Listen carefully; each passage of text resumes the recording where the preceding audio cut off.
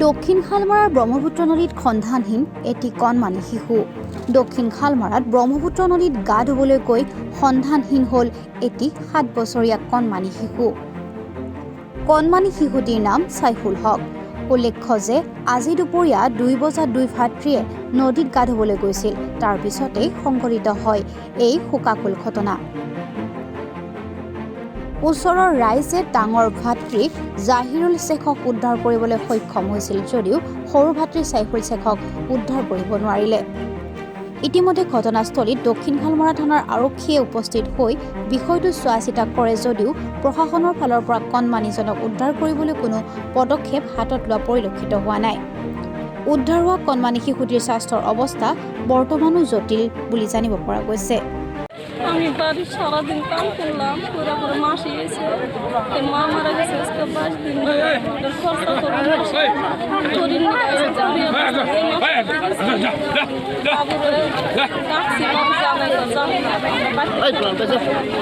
পরে মাসি বেশি কোনো দেরি করে না, 1-2 ঘন্টা দেরি করে আইয়া করছে।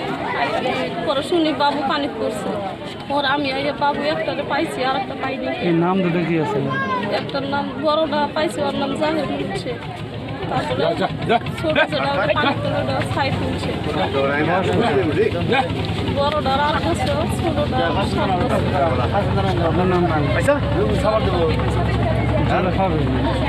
আপনার স্বামীর নাম? নুরুল ইসলাম শেখ। ফকিৰগঞ্জৰ পৰা আকছাদুৰ ৰহমানৰ ৰিপৰ্ট, খবৰ 24 অসম।